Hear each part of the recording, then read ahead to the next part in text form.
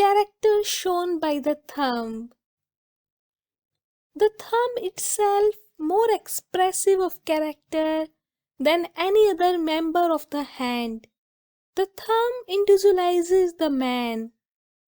Medical science has proved that there is a thing as a thumb center in the brain, and any pressure or disease in that part of the brain shows its effect on the thumb. A large, well-made thumb is the outward visible sign of a strong-willed, determined person. It may be a man or woman. The longer the thumb, the more the power of will rules the actions. The shorter the thumb, the more brute force and obstinacy weighs the nature. The shorter and more thick set of nail phalanges, giving the appearance of a club, the more ungovernable the person in his or her temper. Such people have no control over themselves, and under the least opposition will fly into a blind rage of fury. This curious formation has been called the murderer's thumb, because so many who have committed murder in a mad fit of passion have been found with this curious formation.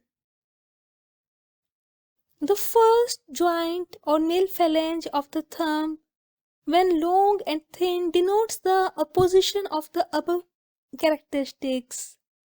In such cases, the person has the most absolute control over his temper, his willpower is such strong but quick and unobtrusive, and in a firm determined way, people with such a thumb manage others and bend those around them to their purpose. The second joint, if delicately shaped, almost waist-like, indicates tact, diplomacy, and gentleness, also subtlety in argument.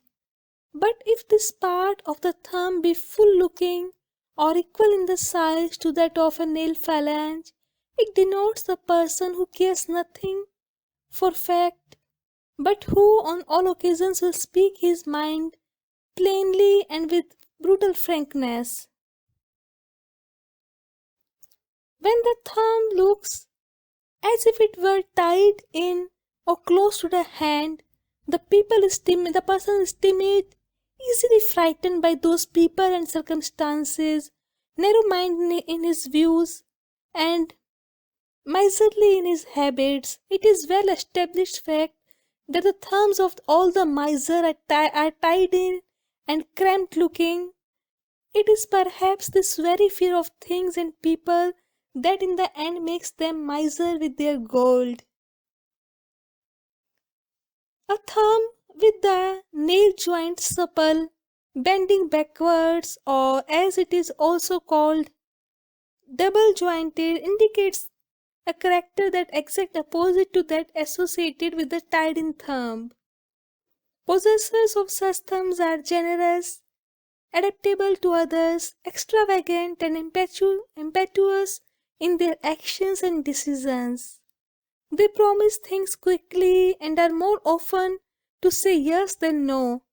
But if they have time for reflection, they very often go back on their promises.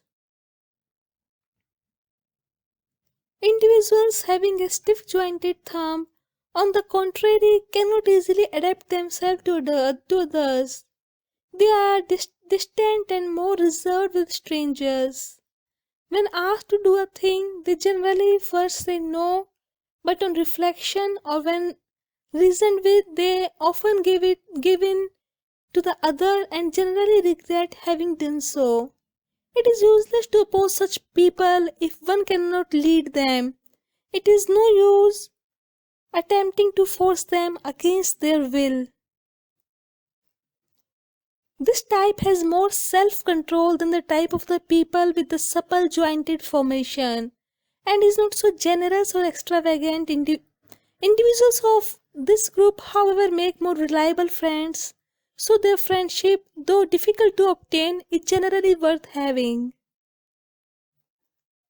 A thumb standing very far out from the hand almost at the right angles to the palm, is not a good sign for ordinary success. Such people go to the extremes in everything they do and are generally fanatics in religion, social reform, or whatever line of thought occupies their attention.